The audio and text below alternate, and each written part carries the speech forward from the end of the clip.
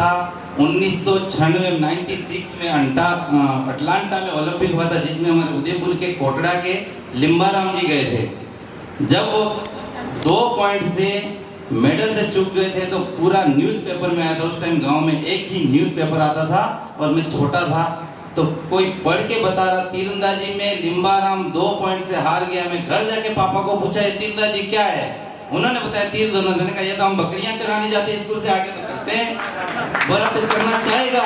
आज मैडम बैठे हुए, मैडम के ही अंडर चलता है लोधा खेल छात्रावास। मुझे 6th क्लास में वहां पर एडमिशन दिलाया, तीरंदाजी सीखा। यहीं से मैं निकला, उदयपुर जनजाति विभाग का हॉस्टल है सरदारपुरा, वहां गया मैं। वहां से निकला जयपुर गया, जयपुर से फिर दिल्ली गया, दिल्ली से वापस आया, यहीं लोधा में रहा। 12वीं पास करके मैंने बीएनसीपी कॉलेज में एडमिशन लिया बीपीई के लिए। उस टाइम बीपीई होता था, फिर बीपीएड होता था, तो सीधा वहीं से मैं गया और भारतीय सेना मेरा सिलेक्शन हुआ खेल कोटे से। वो भी उन्होंने, मेरा परफॉर्मेंस इतना अच्छा था, मैं अभी तक 57 नेशनल खेल चुका हूँ, जिसमें से सर ने भी बताया है कि 36 गोल्ड मेडल है, 20 सिल्वर मेडल है और 15 मेरे क्या बोलते ब्राउन मेडल है। तो मैं वहीं से निकला और भारतीय सेना में मैं यहाँ तक कि डायरेक्ट कमीशन ऑफिसर भी बन सकता था, लेकिन कुछ होता है पॉलिटिक्स, भेदभाव होता है, जिस कारण मुझे सिपाही में भर्ती किया। और मात्र इंडियन आर्मी के तोपखाना रेजिमेंट का एक इतिहास है कि जो मात्र 8 साल की नौकरी में सिपाही से सीधा कंधे पे स्टार लगता है। आज तक किसी डिपार्टमेंट में ऐसा नहीं होता, जिसका एसीपी भी करने के लिए 9 साल चाहिए, लेकिन 8 साल में मैंने डायरेक्ट 5 प्रमोशन पार किए, सीधा तीरंदाजी के बदौलत।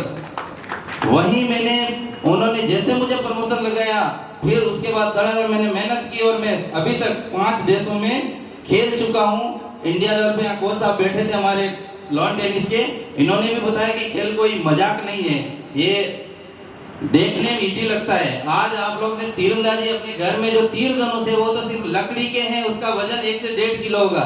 कभी यहाँ स्टेडियम में जाना, जो एक धनुष से 3.5 लाख की मिलती है, और वो धनुष एक तीर मारने के लिए 20 किलो वजन उठाने जितनी ताकत लगती है उस तीर को चलाने के लिए।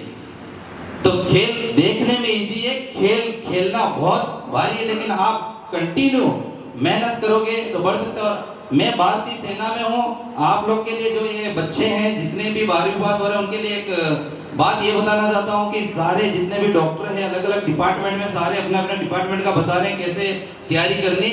मैं ये बताता हूँ जिसके भी अंदर जैसे आप लोग के प्रतिभा है, आप लोग पढ़ाई कर रहे हो साइंस से, तो आपके लिए सुनहरा एक मौका है भारतीय सेना में ऑफिसर बनने का।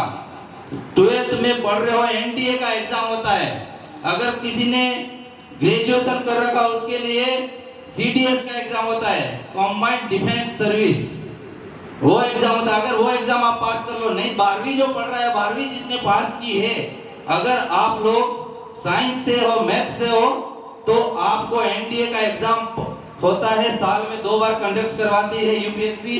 वो एग्जाम पास करोगे, उसके बाद एसएसबी का इंटरव्यू होता है और सीधा NDA national defence academy Pune Khadakwasla में है। वहाँ 3 साल को आपको बेहतर प्रशिक्षण दिया जाता है, आपको कोचिंग दी जाती है, पूरा आपको सिखाया जाता है, ट्रेनिंग।